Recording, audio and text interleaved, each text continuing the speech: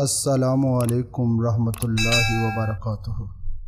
الحمدللہ الذی ہدانا لہذا وما کنا لنہتدی لولا ان ہدانا اللہ، اما بعد فاعوذ باللہ من الشیطان الرجیم، بسم اللہ الرحمن الرحیم۔ جیسا کہ آپ احباب کے علم میں کہ ایک بڑا ایشو چل رہا ہے جو ملتان میں ایک حور آئی، افسوس بھی ہوتا ہے، دل بھی دکھتا ہے کہ یہ ہم مسلمان ہیں، ہم فرانس والوں کی بات کرتے ہیں، ڈنمارک والوں پہ بات کرتے ہیں، انہوں نے خاکے بنا دیے، یہ کیا وہ کیا۔ ہم خود کیا کر رہے ہیں؟ اپنے کام ہمارے کیا ہیں؟ گنبد خضرا بنا دیتے ہیں، دنیا کے کونے کونے میں علیحدہ علیحدہ گنبد خضرا ہیں۔ کتنے نبی تھے ہمارے، کتنے فوت ہوئے، کتنوں کو گنبد خضرا میں، کتنے گنبد خضرا میں دفن کیا گیا۔ پھر کس کی تشبیہ بناتے ہو جس کے بارے میں اللہ کہتا ہے ازواج مطہرہ، پاک بیویاں، صالح بیویاں، ایسی عورتیں عطا کریں گے، ایسے زوجین عطا کریں گے، ایسے ساتھی جنت میں عطا کریں گے جن کو کسی آنکھ نے دیکھا نہیں ہوگا۔ بغیرتی کی انتہا ہے، سجا دجا کر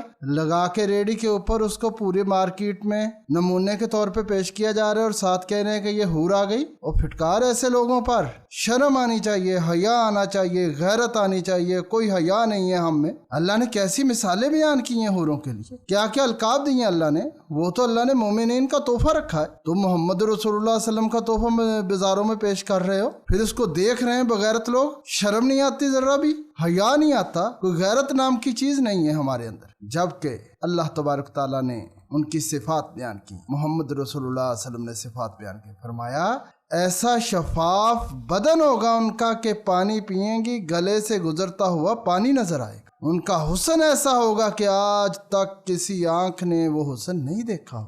وہ تحفہ ہے یہ مومنوں کا، دینداروں کا۔ تتجافی جنوبهم عن المضاجع يدعون ربهم خوفا وطمعا ومما رزقناهم ينفقون۔